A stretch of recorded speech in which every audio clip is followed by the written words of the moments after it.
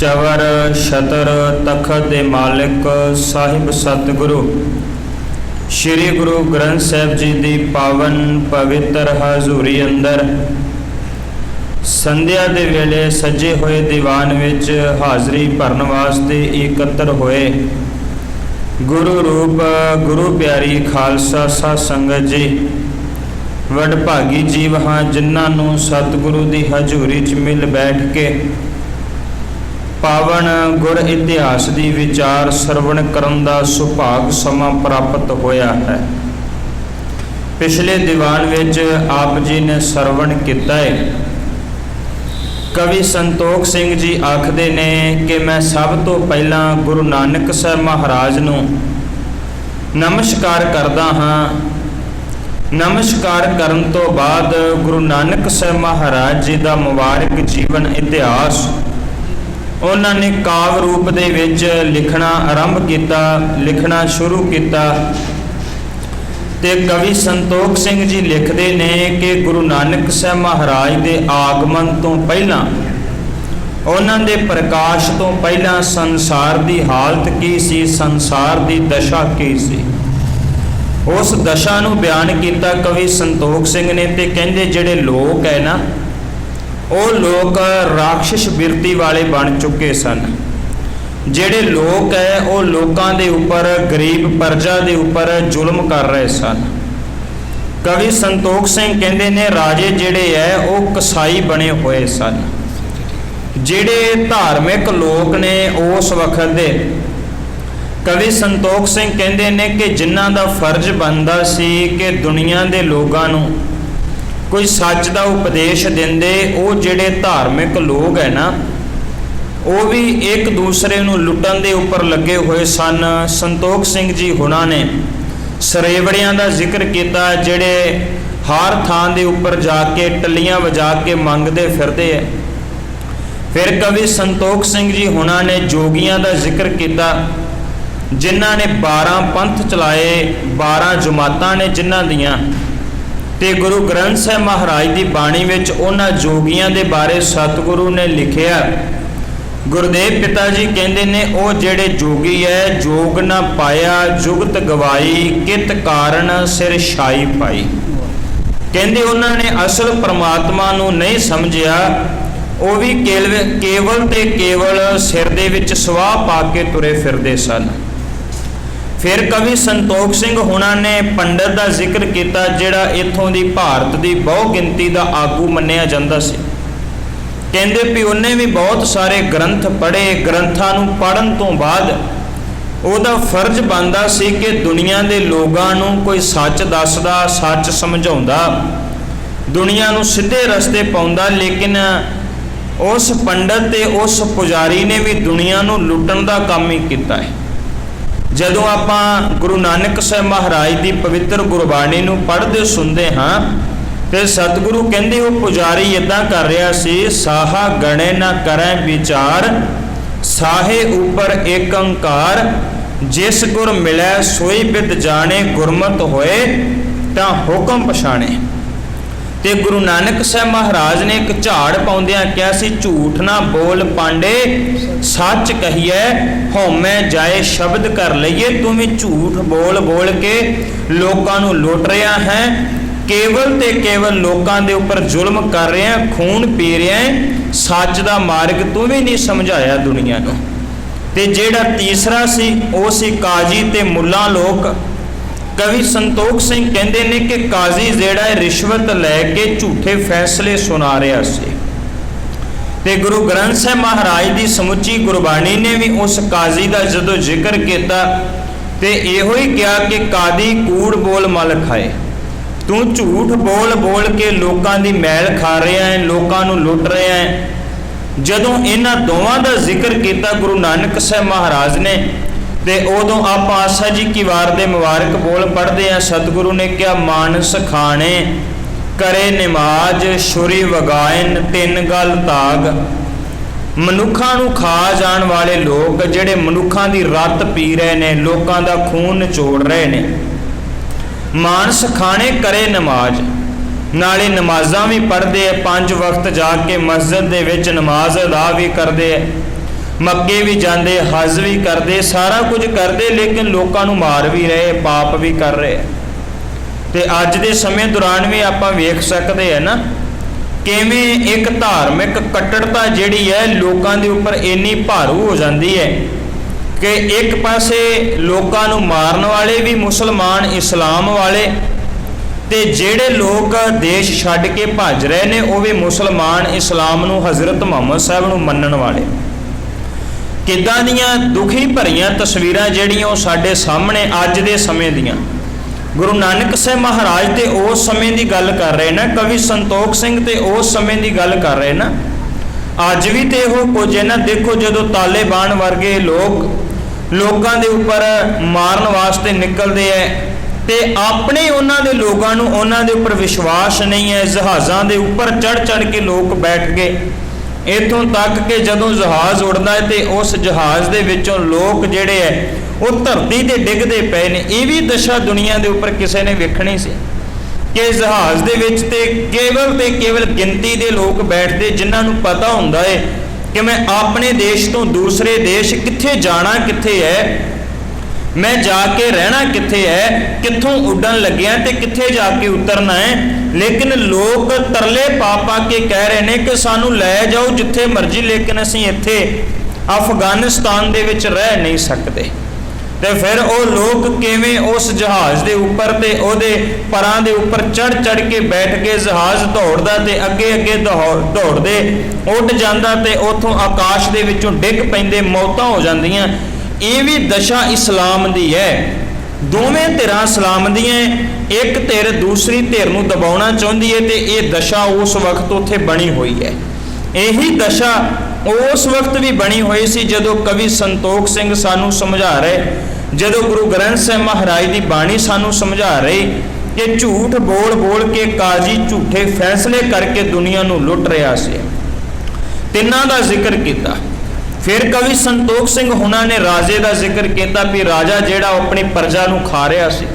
ਫਿਰ ਉਹਨਾਂ ਨੇ ਜ਼ਿਕਰ ਕੀਤਾ ਵੀ ਉਹ ਲੋਕ ਜਿਹੜੇ ਸੰਨਿਆਸੀ ਬਣ ਗਏ, ਜਿਨ੍ਹਾਂ ਨੇ ਰਗੜ ਕੇ ਆਪਣਾ ਸਿਰ ਮਨਾ ਲਿਆ ਤੇ ਉਹ ਕਹਿੰਦੇ ਸ਼ਾਇਦ ਇੱਦਾਂ ਹੀ ਰੱਬ ਦੀ ਪ੍ਰਾਪਤੀ ਹੋ ਜਾਣੀ। ਉਹਨਾਂ ਨੇ ਵੀ ਧਰਮ ਨੂੰ ਪਹਿਚਾਨਿਆ ਨਹੀਂ।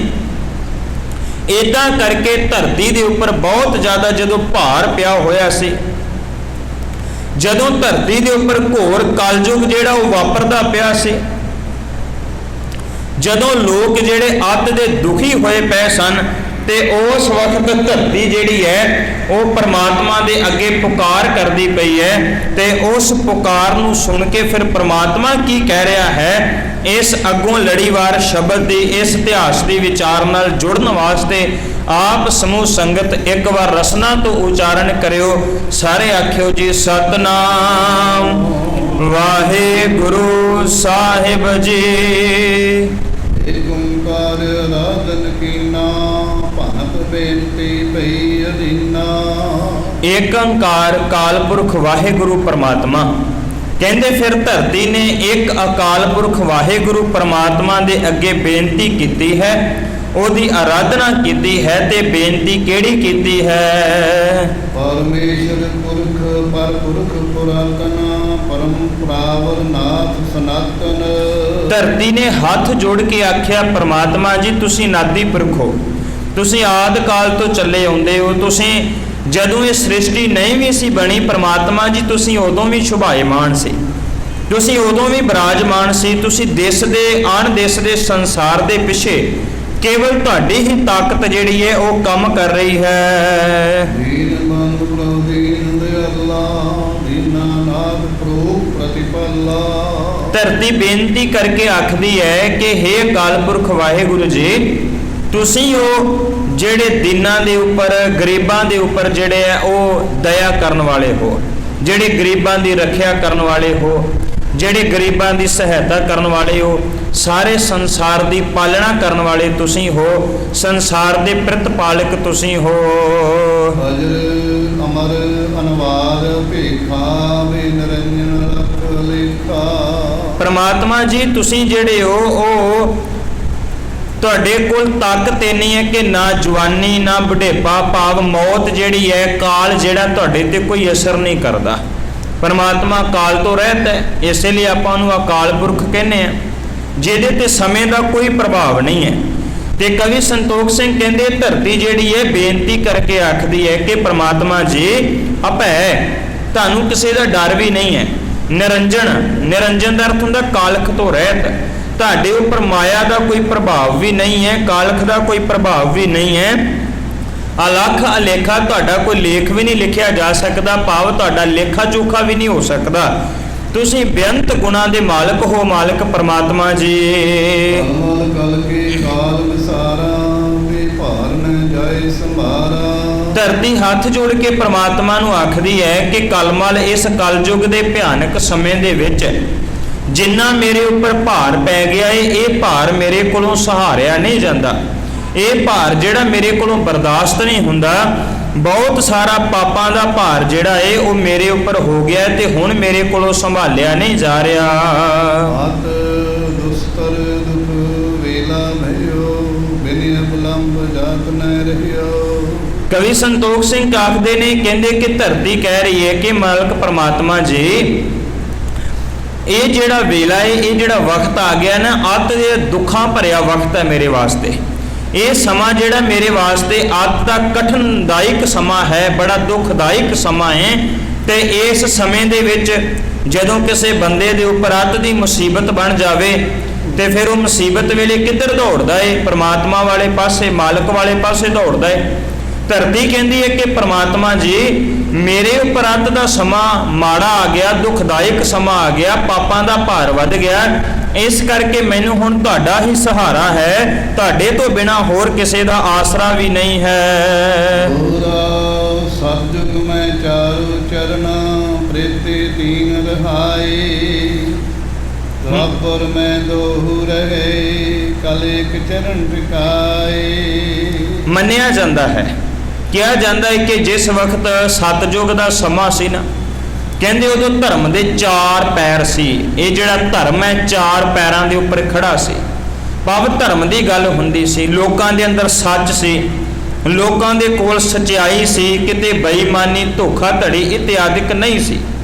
ਪਰ ਜਦੋਂ ਫਿਰ ਸਤਿਯੁਗ ਬੀਤਿਆ, ਸਤਿਯੁਗ ਦੇ ਵਿੱਚ ਵੀ ਇਦਾਂ ਹੀ ਕਹਿੰਦੇ ਹੋਇਆ ਕਿ ਜਦੋਂ ਧਰਮੀ ਲੋਕ, ਬਲ ਵਰਗੇ ਲੋਕ, ਰਾਜਾ ਬਲ ਜਿਹੜਾ ਸਾਰਿਆਂ ਨੂੰ ਦਾਨ ਕਰਦਾ ਹੈ, ਤੇ ਉਦੋਂ ਫਿਰ ਜਿਹੜਾ ਹੈ ਉਹਨੂੰ 52 ਰੂਪ ਧਾਰਨ ਕਰਕੇ ਛਲਿਆ ਜਾਂਦਾ ਹੈ, ਉਹਦੇ ਨਾਲ ਧੋਖਾ ਕੀਤਾ ਜਾਂਦਾ ਹੈ, ਉਹਦੇ ਤੇ ਪੈਰ ਰੱਖ ਕੇ ਉਹਨੂੰ ਪਤਾਲ 'ਚ ਧਕੇਲ ਦਿੱਤਾ ਜਾਂਦਾ ਹੈ। ਉਹ ਇੱਕ ਸ਼ੁਰੂਆਤ ਹੁੰਦੀ ਹੈ ਮਾੜੇ ਕੰਮਾਂ ਦੀ, ਇੱਕ ਸ਼ੁਰੂਆਤ ਹੁੰਦੀ ਹੈ ਅਧਰਮ ਦੀ, ਪਖੰਡ ਦੀ, ਉਦੋਂ ਇੱਕ ਰਮਤਾ ਹੁੰਦੀ ਹੈ। ਕਲਯੁਗ ਦੇ ਵਿੱਚ ਮੰਨਿਆ ਗਿਆ ਕਿ 4 ਪੈਰ ਨੇ ਧਰਮ ਦੇ। ਤੇ ਕਲਯੁਗ ਤੋਂ ਬਾਅਦ ਜਦੋਂ ਫਿਰ ਦੁਆਪਰ ਆ ਗਿਆ, ਜਦੋਂ ਫਿਰ ਤ੍ਰੇਤਾ ਆ ਗਿਆ, ਫਿਰ ਜਦੋਂ ਕਲਯੁਗ ਆ ਗਿਆ, ਕਹਿੰਦੇ ਫਿਰ ਸਹਿਜੇ ਸਹਿਜੇ ਕਰਕੇ ਨਾ ਉਹ ਘਟਦੇ ਗਏ। ਤ੍ਰੇਤੇ ਦੇ ਵਿੱਚ 3 ਪੈਰ ਰਹਿ ਗਏ। ਤ੍ਰੇਤੇ ਦੇ ਅਵਤਾਰ ਆਪਾਂ ਮੰਨਦੇ ਹਾਂ, ਸਾਨੂੰ ਸਾਰਿਆਂ ਨੂੰ ਪਤਾ ਹੈ ਕਿ ਸ਼੍ਰੀ ਰਾਮਚੰਦਰ ਜੀ ਨੂੰ ਤ੍ਰੇਤੇ ਦਾ ਅਵਤਾਰ ਮੰਨਿਆ ਗਿਆ ਹੈ। ਤੇ ਉਹਦੇ ਵਿੱਚ ਕੀ ਕੁਝ ਹੋਇਆ, ਕਿਵੇਂ ਜਿਹੜਾ ਹੈ ਉਹ ਸੀਤਾ ਦਾ ਹਰਨ ਹੁੰਦਾ ਹੈ, ਉਸ ਤੋਂ ਬਾਅਦ ਰਾਵਣ ਦੇ ਨਾਲ ਯੁੱਧ ਹੁੰਦਾ ਹੈ। ਪਰ ਸਭ ਤੋਂ ਵੱਡੀ ਗੱਲ ਉਦੋਂ ਵਾਪਰਦੀ ਹੈ ਜਦੋਂ ਆਪਣੇ ਹੀ 2 ਪੁੱਤਰ, ਉਹਨਾਂ ਦੇ ਨਾਲ ਲਵ ਤੇ ਕੁਸ਼ ਦੇ ਨਾਲ ਜੰਗ ਕਰਨਾ ਪੈਂਦਾ ਹੈ। ਇਹ ਤ੍ਰੇਤੇ ਦਾ ਸਮਾਂ ਹੈ। ਧਰਤੀ ਕਹਿੰਦੀ ਪ੍ਰਮਾਤਮਾ ਜੀ, ਸਤਿਯੁਗ ਦੇ ਵਿੱਚ 4 ਪੈਰ ਸੀ ਧਰਮ ਦੇ, ਤ੍ਰੇਤੇ ਦੇ ਵਿੱਚ 3 ਰਹਿ ਗਏ, ਭਾਵ 1 ਪੈਰ ਧਰਮ ਦਾ ਜਿਹੜਾ ਸੀ ਉਹ ਖਤਮ ਹੋ ਗਿਆ। ਦੁਆਪਰ ਆਇਆ, ਸ਼੍ਰੀ ਕ੍ਰਿਸ਼ਨ ਜੀ ਆਏ, ਅਵਤਾਰ ਮੰਨੇ ਗਏ ਦੁਆਪਰ ਦੇ। ਉਸ ਦੁਆਪਰ ਦੇ ਅਵਤਾਰ ਸ਼੍ਰੀ ਕ੍ਰਿਸ਼ਨ ਜੀ ਦੇ ਵਕਤ ਜਿਹੜਾ ਹੈ, ਉਦੋਂ ਕੀ ਹੁੰਦਾ ਹੈ, 2 ਧਿਰਾਂ ਦੇ ਵਿੱਚ ਆਪਸ ਦੇ ਵਿੱਚ ਯੁੱਧ ਲੱਗਦਾ ਹੈ ਤੇ ਛਲ ਕਪਟ ਤੇ ਧੋਖਾ ਤੇ ਬੇਈਮਾਨੀ ਇੰਨੀ ਵੱਧ ਜਾਂਦੀ ਹੈ ਕਿ ਜੂਆ ਖੇਡਿਆ ਜਾਂਦਾ ਰਾਜ ਦਰਬਾਰ ਦੇ ਵਿੱਚ। ਹਾਲਾਂਕਿ ਜੂਆ ਇੱਕ ਬਹੁਤ ਵੱਡੀ ਭੈੜੀ ਬਿਮਾਰੀ ਹੈ। ਜੂਏ ਨੂੰ ਕਦੇ ਵੀ ਕੋਈ ਸਿਆਣੇ ਲੋਕ ਚੰਗਾ ਨਹੀਂ ਸਮਝਣਗੇ, ਪਰ ਜਿਸ ਵਕਤ ਖੇਡਿਆ ਜਾਂਦਾ ਧੋਖੇ ਦੇ ਨਾਲ, ਸਾਰੀਆਂ ਫੌਜਾਂ, ਰਾਜ ਭਾਗ, ਇੱਥੋਂ ਤੱਕ ਕਿ ਇਸਤਰੀ ਜਿਹੜੀ ਉਹ ਵੀ ਜੂਏ ਦੇ ਵਿੱਚ ਹਰਾ ਦਿੱਤੀ ਜਾਂਦੀ ਹੈ।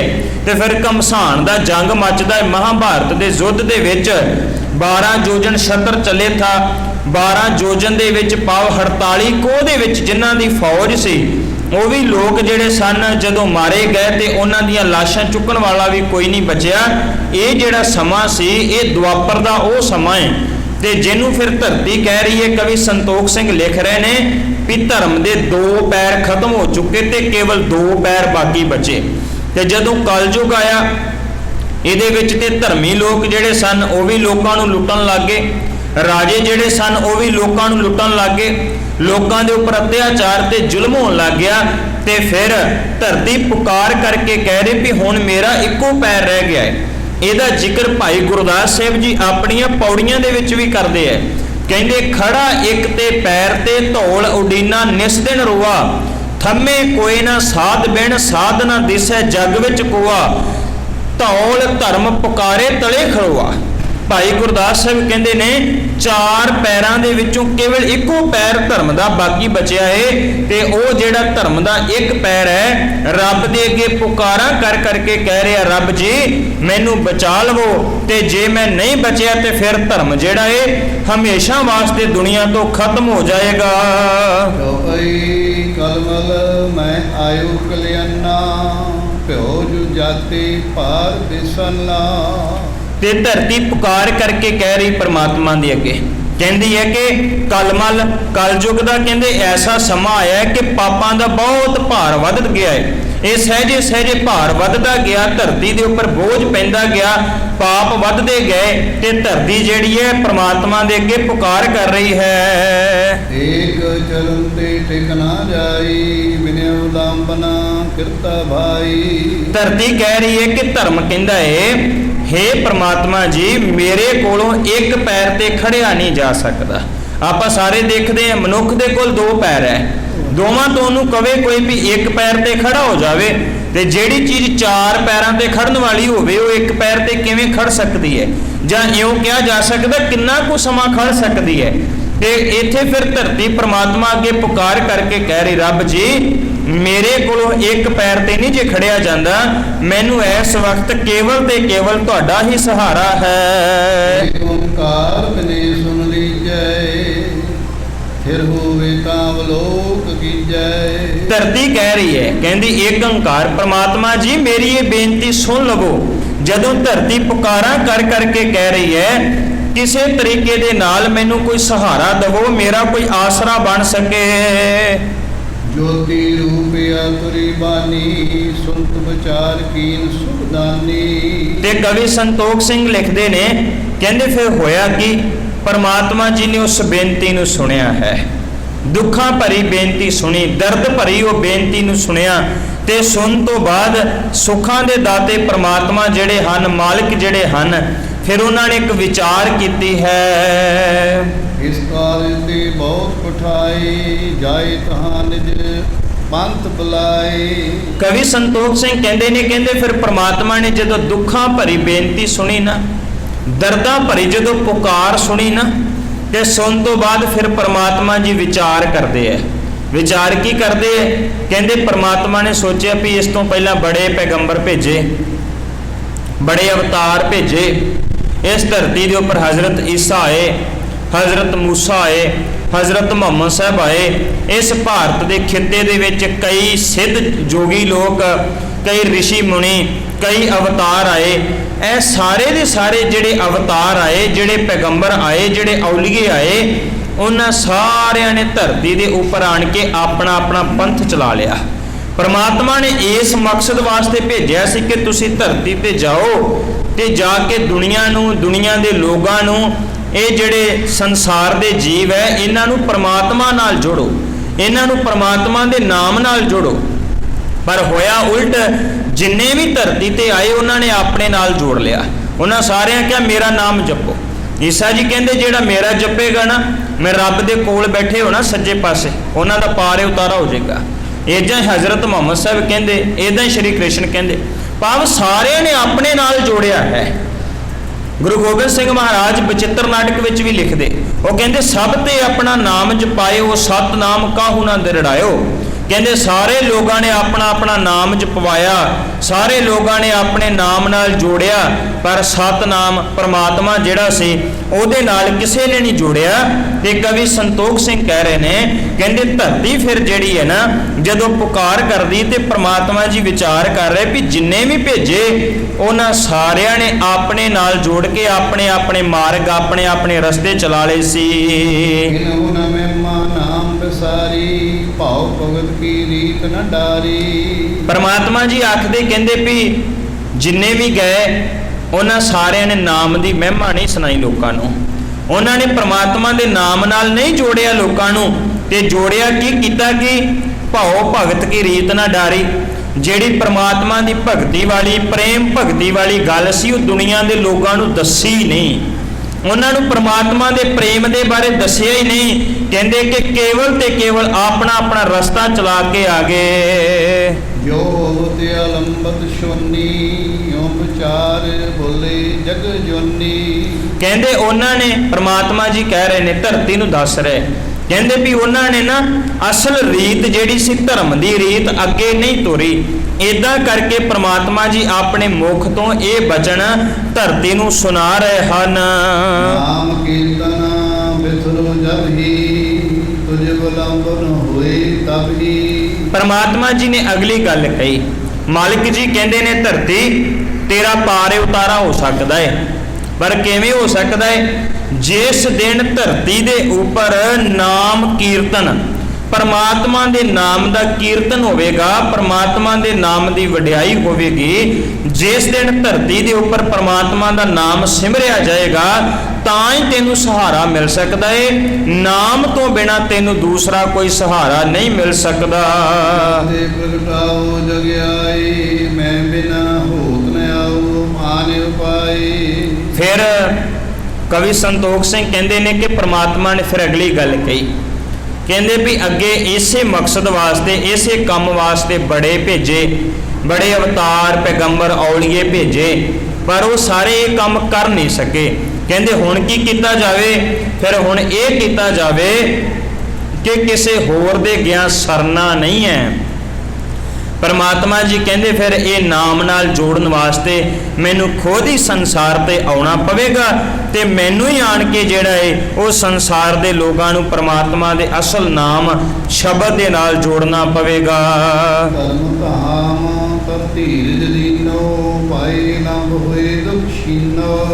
ਕਹਿਣ ਲੱਗੇ ਵੀ ਫਿਰ ਇਦਾਂ ਕਰਕੇ ਪਰਮਾਤਮਾ ਜੀ ਨੇ ਧਰਤੀ ਨੂੰ ਧੀਰਜ ਦਿੱਤਾ ਹੈ, ਇਦਾਂ ਕਰਕੇ ਪਰਮਾਤਮਾ ਜੀ ਨੇ ਧਰਤੀ ਨੂੰ ਸਮਝਾਇਆ ਹੈ। ਤੇ ਜਦੋਂ ਫਿਰ ਧਰਤੀ ਨੂੰ ਸਮਝਾਇਆ ਵੀ ਤੇਰੇ ਦੁੱਖਾਂ ਨੂੰ ਦੂਰ ਕਰਨ ਵਾਸਤੇ ਮੈਂ ਖੁਦ ਹੀ ਚੱਲ ਕੇ ਇਸ ਧਰਤੀ ਤੇ ਆਵਾਂਗਾ।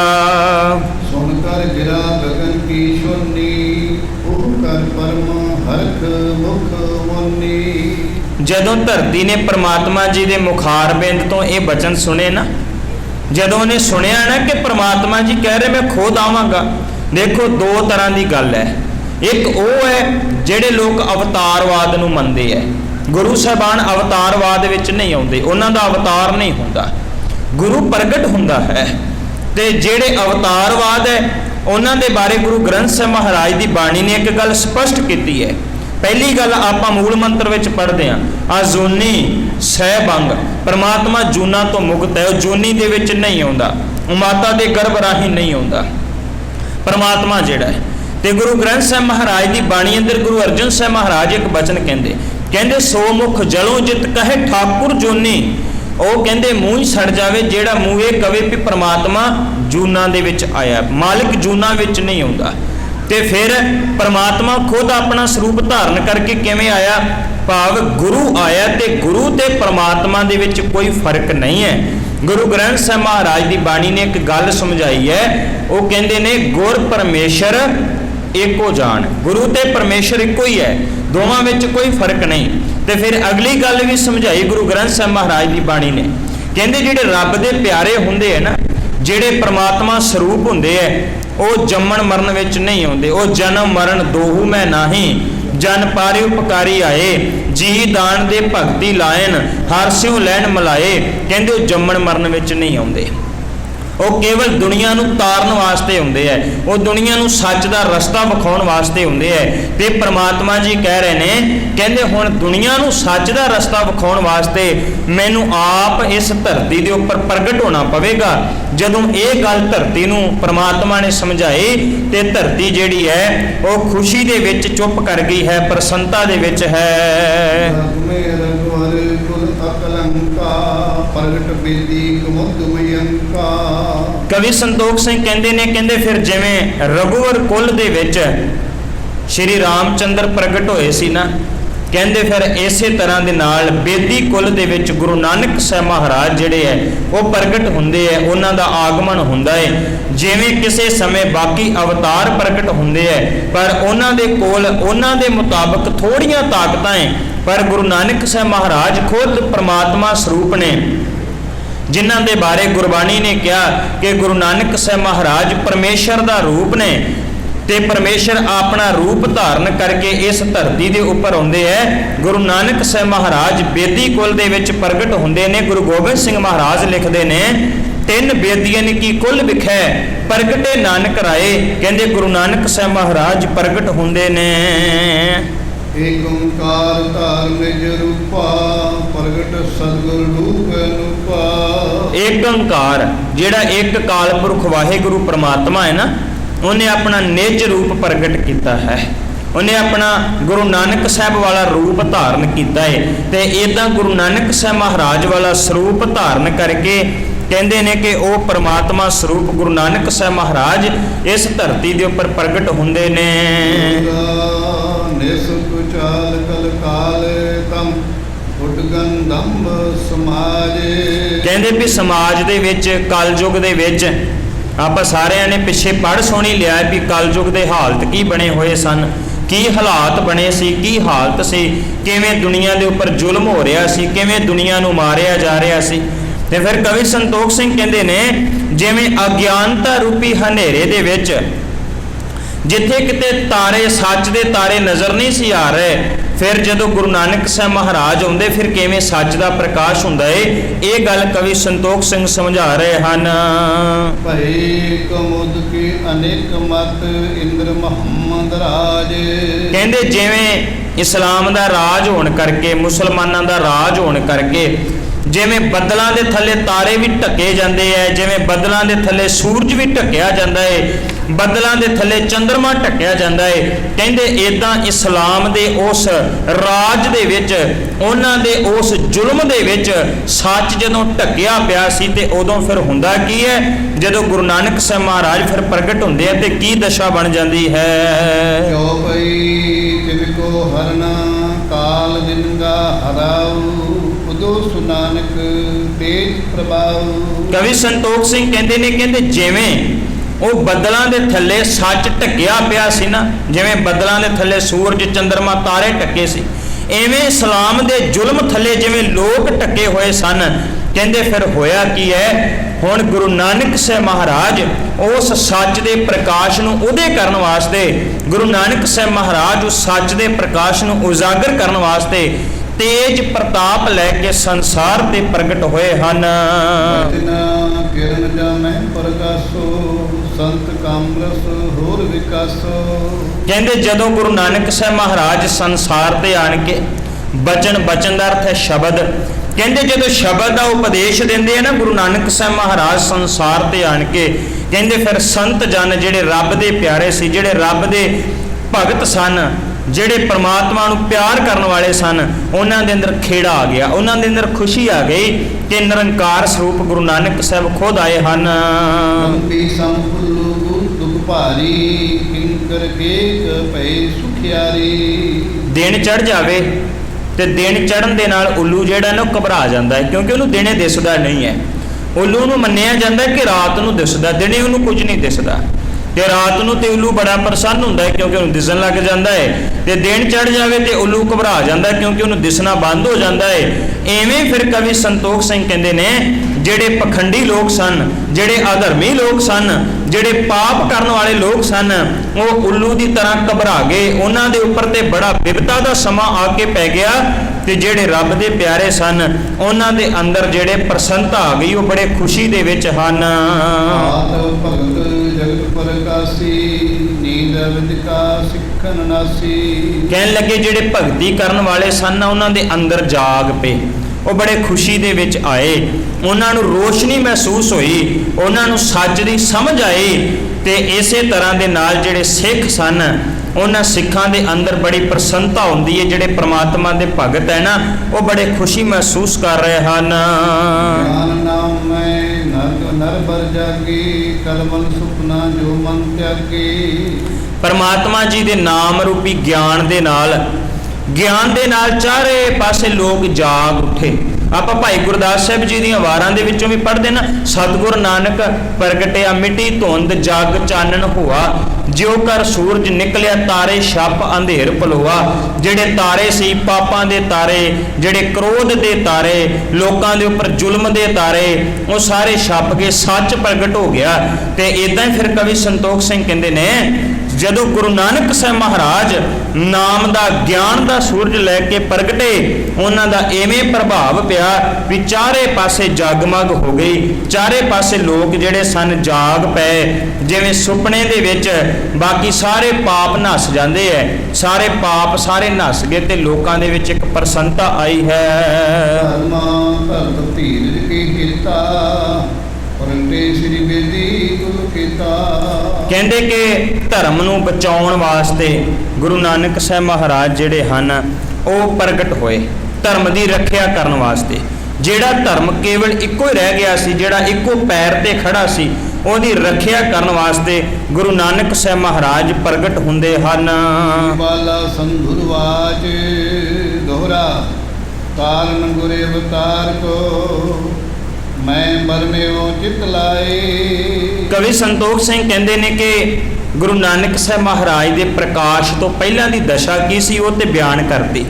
ਹੁਣ ਗੁਰੂ ਨਾਨਕ ਸਾਹਿਬ ਮਹਾਰਾਜ ਦੇ ਪ੍ਰਕਾਸ਼ ਦੀ ਕਥਾ ਜਿਹੜੀ ਹੈ ਉਹ ਮੈਂ ਵਰਣਨ ਕਰਨ ਲੱਗਿਆ ਹਾਂ। ਸੁਨੋ ਜਨਮ ਕੀ ਅਬ ਕਥਾ, ਸ੍ਰੀ ਅੰਗਦ ਸੁਖਦਾਏ। ਜਿਵੇਂ ਗੁਰੂ ਅੰਗਦ ਸਾਹਿਬ ਮਹਾਰਾਜ ਨੂੰ ਬਾਲਾ ਜੀ ਨੇ ਕਥਾ ਸਰਵਣ ਕਰਵਾਈ, ਕਵੀ ਸੰਤੋਖ ਸਿੰਘ ਕਹਿੰਦੇ ਨੇ ਇਦਾਂ ਮੈਂ ਸਿੱਖ ਸੰਗਤਾਂ ਨੂੰ ਗੁਰੂ ਨਾਨਕ ਸਾਹਿਬ ਮਹਾਰਾਜ ਦੇ ਆਗਮਨ ਦੀ ਕਥਾ ਜਿਹੜੀ ਹੈ ਉਹ ਸਰਵਣ ਕਰਵਾ ਰਿਹਾ ਹਾਂ, ਸੁਣਾ ਰਿਹਾ ਹਾਂ। ਬਾਲ ਦੇ ਸਭ ਤੇਜ ਨਰਿਸੂ, ਗ੍ਰਾਮ ਪੂਜਾ ਕੇ ਹੰਤ ਕਲੇਸੂ। ਜਦੋਂ ਕੋਈ ਕਾਵ ਰੂਪ ਦੇ ਵਿੱਚ ਲਿਖਦਾ ਹੈ ਨਾ, ਕਵਿਤਾ ਰੂਪ ਵਿੱਚ ਲਿਖਦਾ ਹੈ, ਬਹੁਤ ਕੁਝ ਉਹਦੇ ਮਨ ਦੇ ਆਪਣੇ ਵਲਵਲੇ ਹੁੰਦੇ ਹੈ, ਮਨ ਦੇ ਖਿਆਲਾਤ ਹੁੰਦੇ ਹੈ। ਕਵਿਤਾ ਦੇ ਵਿੱਚ ਬਹੁਤ ਕੁਝ ਐਸਾ ਵੀ ਲਿਖਿਆ ਜਾਂਦਾ ਜਿਹੜਾ ਕਲਪਨਾ ਦੇ ਆਧਾਰਿਤ ਹੁੰਦਾ ਹੈ, ਜਿਹੜਾ ਕਈ ਵਾਰ ਹਕੀਕਤ ਨਾ ਵੀ ਹੋਵੇ ਤੇ ਉਹ ਮੰਨਣਾ ਪੈਂਦਾ ਹੈ। ਸਿੱਖ ਪੰਥ ਦੇ ਮਹਾਨ ਕਵੀ ਜਿਹੜੇ ਹੈ ਨਾ, ਡਾਕਟਰ ਭਾਈ ਵੀਰ ਸਿੰਘ, ਉਹ ਡਾਕਟਰ ਭਾਈ ਵੀਰ ਸਿੰਘ ਜਾ ਕੇ ਤੇ ਨਦੀ ਦੇ ਕੰਢੇ ਤੇ ਬੈਠ ਜਾਂਦੇ ਹੈ। ਨਦੀ ਦੇ ਕੰਢੇ ਤੇ ਬੈਠ ਕੇ ਉਹਨੂੰ ਨਦੀ ਨੂੰ ਸਵਾਲ ਕਰਕੇ ਆਪੇ ਗੱਲਾਂ ਕਰੀ ਜਾਂਦੇ। ਕਵੀ ਦੀ ਕਲਪਨਾ ਹੈ। ਉਹ ਜਾ ਕੇ ਕਹਿੰਦੇ ਦੇਖ ਨਦੀ, ਤੈਨੂੰ ਕੋਈ ਨੀਂਦ ਨਹੀਂ ਆਉਂਦੀ, ਤੈਨੂੰ ਚੈਨ ਨਹੀਂ ਆਉਂਦਾ, ਤੈਨੂੰ ਕੋਈ ਟਿਕਾ ਨਹੀਂ ਆਉਂਦਾ। ਆ ਦੇਖ ਸਾਰੇ ਰੁੱਖ ਸੌਂਗੇ, ਪਸ਼ੂ ਪੰਛੀ ਸੌਂਗੇ, ਜੀਵ ਜੰਤੂ ਸੌਂਗੇ, ਆ ਸਾਰੀ ਦੁਨੀਆ ਸੁੱਤੀ ਪਈ ਹੈ, ਤੂੰ ਫਿਰ ਵੀ ਦੌੜੀ ਜਾ ਰਹੀ ਹੈ, ਦੌੜੀ ਜਾ ਰਹੀ, ਤੈਨੂੰ ਕੋਈ ਟਿਕਾ ਨਹੀਂ ਹੈ। ਤੇ ਫਿਰ ਆਪ ਹੀ ਡਾਕਟਰ ਭਾਈ ਵੀਰ ਸਿੰਘ ਆਪ ਹੀ ਫਿਰ ਕੋਈ ਜਵਾਬ ਦਿੰਦੇ ਹੈ।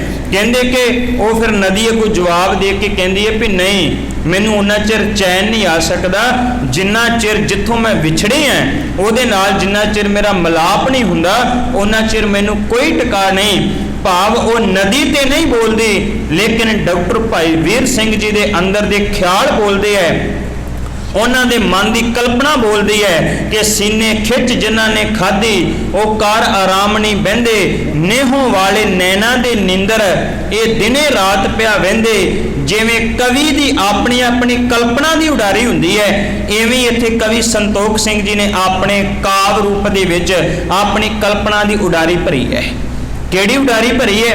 ਕਵੀ ਸੰਤੋਖ ਸਿੰਘ ਕਹਿੰਦੇ ਵੀ ਬਾਰ ਦੇਸ਼ ਹੈ, ਪੰਜਾਬ ਦਾ ਇੱਕ ਇਲਾਕਾ ਜਿਹਨੂੰ ਬਾਰ ਕਿਹਾ ਜਾਂਦਾ ਹੈ, ਤੇ ਉਸ ਬਾਰ ਦੇ ਵਿੱਚ ਜਿਹੜਾ ਰਾਵੀ ਤੋਂ ਪਰਲਾ ਇਲਾਕਾ ਨਾ, ਰਾਵੀ ਤੋਂ ਪਰਲਾ ਪਾਸਾ ਉਹਨੂੰ ਬਾਰ ਕਹਿੰਦੇ ਹੈ। ਤੇ ਕਹਿੰਦੇ ਉਹ ਬਾਰ ਦੇਸ਼ ਦੇ ਵਿੱਚ ਗੁਰੂ ਨਾਨਕ ਸਾਹਿਬ ਮਹਾਰਾਜ ਦਾ ਆਗਮਨ ਹੋਣਾ ਹੈ, ਪ੍ਰਕਾਸ਼ ਹੋਣਾ ਹੈ।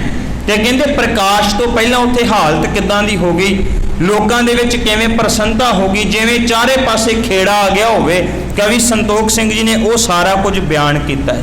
ਕਹਿੰਦੇ ਕਿ ਉਹ ਬਾਰ ਇੱਕ ਐਸਾ ਇਲਾਕਾ ਹੈ ਜਿਸ ਇਲਾਕੇ ਦੇ ਵਿੱਚ ਇੱਕ ਰਾਜਾ ਰਾਜ ਕਰਦਾ ਹੈ ਤੇ ਚਾਰੇ ਪਾਸੇ ਉਹ ਲੋਕਾਂ ਦੇ ਦੁੱਖ ਤਕਲੀਫਾਂ ਨੂੰ ਸੁਣਦਾ ਹੈ ਤੇ ਦੂਰ ਕਰਦਾ ਹੈ। ਐਰਾਵਤੀ ਇੱਕ ਦਿਸ ਬਾਰੀ, ਸੁੰਦਰ ਰੰਗ ਤੁਰੰਗ ਉਡਾਰੀ। ਐਰਾਵਤੀ ਰਾਵੀ ਨੂੰ ਕਿਹਾ ਜਾਂਦਾ ਹੈ। ਰਾਵੀ ਦਰਿਆ ਸਦੀਆਂ ਤੋਂ ਵਗਦਾ ਪਿਆ ਰਾਵੀ ਦਰਿਆ। ਕਹਿੰਦੇ ਰਾਵੀ ਦਰਿਆ ਵਗਦਾ ਹੈ, ਉਹਦੇ ਤੋਂ ਪਰਲਾ ਇਲਾਕਾ ਜਿਹੜਾ ਉਹ ਬਾਰ ਦਾ ਇਲਾਕਾ ਹੈ। ਤੇ ਕਵੀ ਸੰਤੋਖ ਸਿੰਘ ਕਹਿੰਦੇ ਨੇ ਉਸ ਰਾਵੀ ਦੇ ਵਿੱਚ ਬੜੀਆਂ ਪਿਆਰੀਆਂ ਤੇ ਬੜੀਆਂ ਖੂਬਸੂਰਤ, ਮਨ ਨੂੰ ਪ੍ਰਸੰਨ ਕਰਨ ਵਾਲੀਆਂ ਛੱਲਾਂ ਆਉਂਦੀਆਂ ਪਈਆਂ ਹਨ। ਸੋ ਬਰ ਬਿਰਨ ਹੋਤ ਕੇ ਤਾਪੇ, ਨਿਰਤ ਪਤਾ ਕੇ ਲਛਣ ਸ਼ਬਦ ਤਾਪੇ।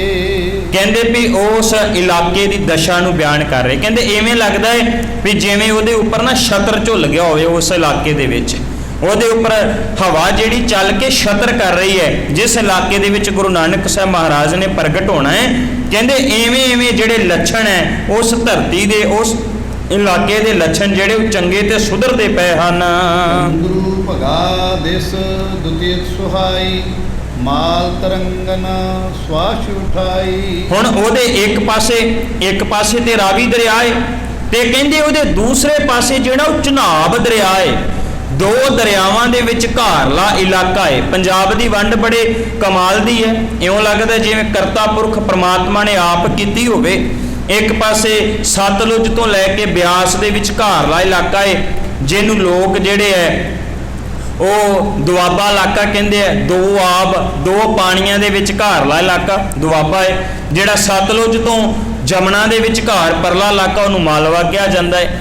ਐਵੇਂ ਫਿਰ ਬਿਆਸ ਤੋਂ ਲੈ ਕੇ ਰਾਵੀ ਦੇ ਵਿਚਕਾਰਲੇ ਇਲਾਕੇ ਨੂੰ ਮਾਝਾ ਕਿਹਾ ਜਾਂਦਾ ਹੈ। ਇਦਾਂ ਹੀ ਫਿਰ ਅੱਗੇ ਬਾਹਰ ਹੈ। ਇਦਾਂ ਕਰਕੇ ਪਾਣੀਆਂ ਦੇ ਆਧਾਰ ਤੇ ਪੰਜਾਬ ਦੀ ਵੰਡ ਹੋਈ ਪਈ ਹੈ। ਉਹ ਤੇ ਪੰਜਾਬ ਦਾ ਦੁਖਾਂਤ ਹੈ ਕਿ 47 ਦੇ ਵਿੱਚ ਉਹਨੂੰ ਵੰਡ ਕੇ ਦੋ ਦਫਾੜ ਕਰ ਦਿੱਤਾ ਗਿਆ। 47 ਤੋਂ ਬਾਅਦ 1966 ਦੇ ਵਿੱਚ ਇਸ ਭਾਰਤ ਦੀ ਹਕੂਮਤ ਨੇ ਵੰਡ ਕੇ ਤੇ ਉਹਦੇ ਵਿੱਚੋਂ ਕੁਝ ਇਲਾਕਾ ਰਾਜਸਥਾਨ ਨੂੰ ਦੇ ਦਿੱਤਾ, ਕੁਝ ਹਰਿਆਣੇ ਨੂੰ, ਕੁਝ ਹਿਮਾਚਲ ਨੂੰ, ਤੇ ਕੱਟ ਵੱਢ ਕੇ ਨਿੱਕੀ ਜੀ ਸੂਬੀ ਜਿਹੜੀ ਹੈ ਇਹ ਪੰਜਾਬ ਦੇ ਲੋਕਾਂ ਦੇ ਮੱਥੇ ਤੇ ਮੜ ਦਿੱਤੀ ਗਈ। ਇੱਥੇ ਕਵੀ ਸੰਤੋਖ ਸਿੰਘ ਕਹਿੰਦੇ ਨੇ ਇੱਕ ਪਾਸੇ ਸੁੰਦਰ ਰਾਵੀ ਵਗਦਾ ਹੈ ਤੇ ਇੱਕ ਪਾਸੇ ਚਨਾਬ ਵਗਦਾ ਹੈ। ਦੋਵਾਂ ਦੇ ਵਿਚਕਾਰਲਾ ਜਿਹੜਾ ਇਲਾਕਾ ਬੜਾ ਸੋਹਣਾ ਇਲਾਕਾ ਹੈ। ਸਦਾ ਸੁਕਾਲ ਸਲਲ ਕੋ ਜਾਲੀ, ਤੈ ਦੁਕਾਲ ਕੀ ਹੋਤ ਕੁਚਾਲੀ। ਕਹਿਣ ਲੱਗੇ ਉਸ ਇਲਾਕੇ ਦੇ ਵਿੱਚ ਸੁੰਦਰਤਾ ਵੀ ਬੜੀ ਹੈ ਤੇ ਉਸ ਇਲਾਕੇ ਦੇ ਵਿੱਚ ਖੇਤੀ ਜਿਹੜੀ ਹੈ ਉਹ ਵੀ ਬੜੀ ਸੋਹਣੀ ਹੁੰਦੀ, ਬੜੀ ਸੁਹਾਵਣੀ ਹੁੰਦੀ ਹੈ। ਇਹ ਉਸ ਇਲਾਕੇ ਨੂੰ ਕਵੀ ਸੰਤੋਖ ਸਿੰਘ ਜੀ ਜਿਹੜੇ ਹੈ ਬਿਆਨ ਕਰ ਰਹੇ ਨੇ, ਜਿਹੜੇ ਇਲਾਕੇ ਦੇ ਵਿੱਚ ਗੁਰੂ ਨਾਨਕ ਸਾਹਿਬ ਮਹਾਰਾਜ ਜੀ ਦਾ ਆਗਮਨ ਹੋਣਾ ਹੈ। ਉਸ ਸਮੇਂ ਦੇ ਹਾਲਾਤ ਜਿਹੜੇ ਉਹ ਹਾਲਾਤ ਕੀ ਹੈ ਉਹ ਆਪਾਂ ਸਾਰਿਆਂ ਸੁਣੇ ਵੀ ਬੜੇ ਭਿਆਨਕ ਹਾਲਾਤ ਬਣੇ ਹੋਏ ਸਨ, ਬੜੇ ਦੁਖਦਾਈ ਹਾਲਾਤ ਬਣੇ ਹੋਏ ਸਨ। ਫਿਰ ਧਰਤੀ ਪੁਕਾਰ ਕਰਦੀ ਹੈ। ਪੁਕਾਰ ਕਰਨ ਤੋਂ ਬਾਅਦ ਪਰਮਾਤਮਾ ਜੀ ਹੌਸਲਾ ਦਿੰਦੇ ਹੈ ਕਿ ਮੈਂ ਆਪ ਇਸ ਧਰਤੀ ਤੇ ਚੱਲ ਕੇ ਆਵਾਂਗਾ, ਲੋਕਾਂ ਦੇ ਦੁੱਖ